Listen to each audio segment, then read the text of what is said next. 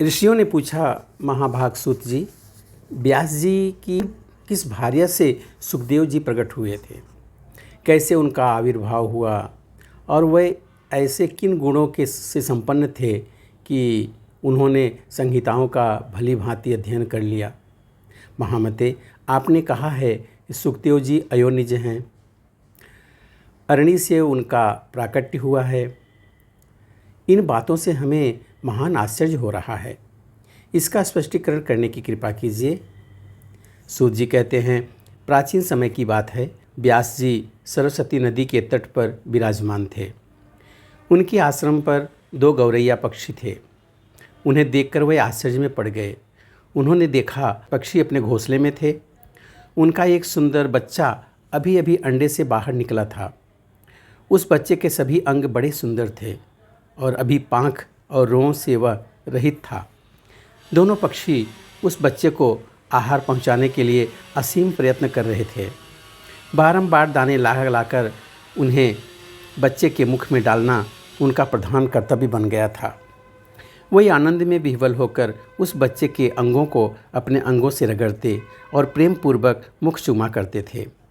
उस गौरैया का अपने बच्चे में ऐसा अद्भुत प्रेम देखकर व्यास जी ने अपने मन में विचार किया कि जब पक्षी अपने पुत्र के प्रति इतना स्नेह कर रहे हैं, तब मनुष्यों का संतानों में प्रेम हो, इसमें कौन सी विचित्र बात है, क्योंकि उन्हें तो पुत्रों से सेवा पाने की अभिलाषा बनी रहती है।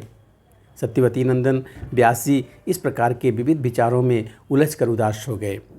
मन ही मन बहुत कुछ सोच समझकर बात निश्चित कर ली और वह मंदराचल पर्वत के निकट चले गए।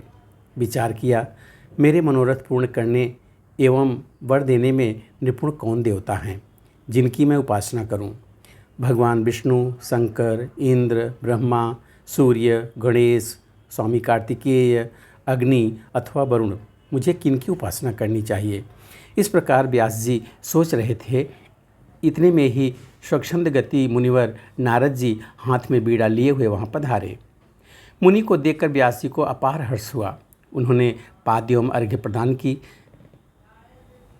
साथ ही कुशल समाचार पूछा। कुशल प्रश्न सुन लेने के पश्चात मुनिवर नारद जी ने व्यास जी से पूछा, द्वैपायन, तुम क्यों इतने चिंतित दिख रहे हो? अपनी चिंता का कारण बताओ। व्यास जी ने कहा, सुना गया है कि पुत्रहीन की गति नहीं होती और मानसिक सुख भी उसे सुलभ नहीं हो सकता, इसलिए मैं बहुत दुखी हूँ और यही चिंता मुझे बार बार बेचैन किए डालती है। अब मैं मनोरथ पूर्ण करने वाले किस देवता की उपासना करूँ?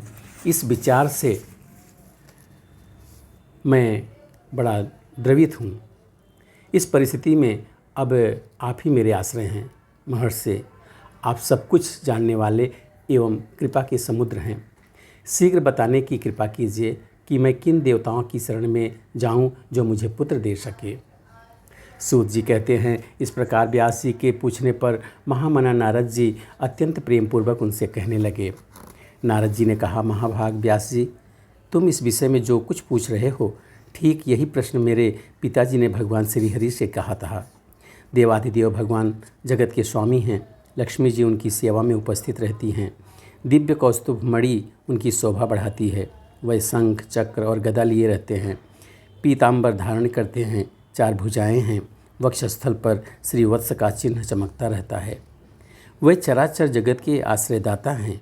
जगत गुरु एवं देवताओं के भी देवता हैं। ऐसे जगत प्रभु भगवान श्री हरि महान तप कर रहे थे। उनकी समाधि लगी थी। यह देखकर मेरे पिता ब्रह्मा जी को बड़ा आश्चर्य हुआ। अतः उन्होंने उनसे जानने की इच्छा प्रकट की। ब्रह्मा जी ने पूछा, प्रभो, आप देवताओं के अध्यक्ष, जगत के स्वामी और भूत भविष्य एवं वर्तमान सभी जीवों के एकमात्र शासक हैं। भगवान, फिर आप क्यों तपस्या कर रहे हैं और किस देवता की आराधना में ध्यानमग्न हैं?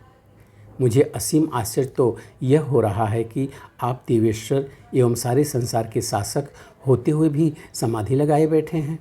प्रभु, आपके नाभि कमल से तो मेरी उत्पत्ति हुई है और वह मैं अखिल विश्व का रचयिता बन गया। फिर आप जैसे सर्वसमर्थ पुरुष से बढ़कर कौन विशिष्ट देवता है? उसे बताने की कृपा अवश्य कीजिए। जगत प्रभु, मैं तो यही जानता हूँ कि सबके कारण स्वरूप आदि पुरुष परमात्मा आप ही हैं। आप में सारी शक्तियाँ स्थित हैं। सृष्टि, स्थिति और संहार तथा सभी कार्यों के करने वाले आप ही हैं। महाराज, आपकी इच्छा से ही मैं इस जगत की रचना करता हूँ। भगवान शंकर भी आपकी आज्ञा पाने पर ही समयानुसार सदा संहार लीला में प्रवृत्त होने लगते हैं। भगवान, सूर्य का आकाश में चक्कर लगाना, सुखदायी पवन का चलना, अग्नि का जलना और मेघ का बरसना आदि सभी कार्य आपकी आज्ञा पर ही निर्भर हैं। मुझे तो महान कौतूहल यह हो रहा है कि आप किस देवता का ध्यान कर रहे हैं। त्रिलोकी में आपसे बढ़कर किसी देवता को मैं नहीं देखता। अतएव हे सुव्रत, मुझ दास को यह रहस्य स्पष्ट बताने की कृपा कीजिए, क्योंकि श्रेष्ठ पुरुष किसी बात को छिपाते नहीं हैं। स्मृतियाँ भी यही कहती हैं। ब्रह्मा जी के ये विनीत वचन सुनकर भगवान श्रीहरि उनसे कहने लगे, ब्राह्मण, सावधान होकर सुनो। मैं अपने मन का विचार व्यक्त करता हूँ। देवता, दानव और मानव सब यही जानते हैं कि तुम सृष्टि करते हो, मैं पालन करता हूँ, संकट संहार किया करते हैं। किंतु फिर भी वेद के पारगामी पुरुष अपनी युक्ति से यह सिद्ध करते हैं कि रचने, पालने और संहार करने की यह योग्यता जो हमें मिली है, इसकी अधिष्ठात्री शक्ति देवी हैं। वे कहते हैं कि संसार की सृष्टि करने के लिए तुम में राजसी शक्ति का संचार हुआ, मुझे सात्विकी शक्ति मिली है और रुद्र में तामसी शक्ति का आविर्भाव हुआ है। उस शक्ति के अभाव में तुम इस संसार की सृष्टि नहीं कर सकते, मैं पालन करने में सफल नहीं हो सकता और रुद्र से संहारिकार होना भी संभव नहीं है।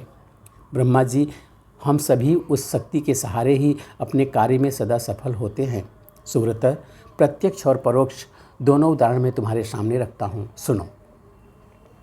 यह निश्चित बात है कि उस शक्ति के अधीन होकर ही मैं प्रलय काल में इस शेषनाग की सैया पर सोता हूँ और सृष्टि करने का अवसर आते ही जग जाता हूँ। मैं सदा तप करने में लगा रहता हूँ। उस शक्ति के शासन से कभी मुक्त नहीं रह सकता। कभी अवसर मिला तो लक्ष्मी के साथ सुखपूर्वक समय बिताने का सौभाग्य प्राप्त होता है। मैं कभी तो दानवों के साथ युद्ध करता हूँ। अखिल जगत को भय पहुँचाने वाले दैत्यों के विकराल शरीरों को शांत करना मेरा परम कर्तव्य हो जाता है। धर्मज्ञ, बहुत पहले की बात कह रहा हूँ। उस समय तुम तो थे ही, चारों ओर जल ही जल था। मुझे 5000 वर्षों तक बाह्य युद्ध करना पड़ा था। मेरे कान के मल से उत्पन्न होने वाले मधु और कैटभ नामधारी 2 दानव महान दुष्ट थे। उन्हें असीम अभिमान था। भगवती आद्यशक्ति की कृपा से ही मैं उन दैत्यों को मारने में सफल हो सका। महाभाग, उस समय की बात से क्या तुम अपरिचित हो? सर्वश्रेष्ठ शक्ति ही तो उस जीत में कारण हुई थी। फिर तुम बार बार क्यों पूछते हो? जब सर्वत्र जल ही जल शेष रहता था, उस समय शक्ति की इच्छा के अधीन होकर मैं पुरुष रूप से विचरा करता हूँ। प्रत्येक युग में कच्छप, बाराह, नरसिंह और वामन रूप मुझे धारण करने पड़ते हैं।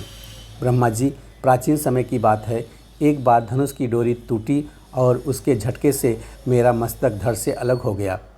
तुम बड़े कुशल शिल्पी हो, अतः तुमने घोड़े का मस्तक मेरे धड़ से जोड़ दिया। यह घटना तो तुम्हारे सामने ही घटी थी। तभी से लोग मुझे है सिरा, है ग्रीव कहने लगे। जगत की रचना करने वाले ब्रह्मा जी, तुम इससे अपरिचित नहीं हो। मुझे सब प्रकार से शक्ति के अधीन होना पड़ता है। उन्हीं भगवती शक्ति का मैं निरंतर ध्यान किया करता हूँ। ब्रह्मा जी, मेरी जानकारी में इन भगवती शक्ति से बढ़कर दूसरे कोई देवता नहीं हैं। नारद जी कहते हैं, इस गुप्त रहस्य के वक्ता भगवान विष्णु हैं और श्रोता ब्रह्मा जी रहे हैं। मुनिवर, फिर तो पितामह ने वह सभी बातें अक्षरशः मुझे कह सुनाई। अतएव तुम भी यदि अपना पुरुषार्थ सिद्ध करना चाहते हो तो उन्हीं भगवती के चरण कमल को अपने हृदय में धारण करो। तुम्हारी जो भी अभिलाषाएं हैं वह सभी भगवती जगदम्बिका अवश्य पूरा करेंगी। सूत जी कहते हैं, इस प्रकार नारद जी के कहने पर सत्यवती नंदन व्यास जी भगवती के चरण कमलों में अपने हृदय में स्थापित करके तपस्या करने के लिए पर्वत पर चले गए। यहाँ पे स्कंद 1 का अध्याय 4 पूरा होता है। बोलो सच्चे दरबार की जय।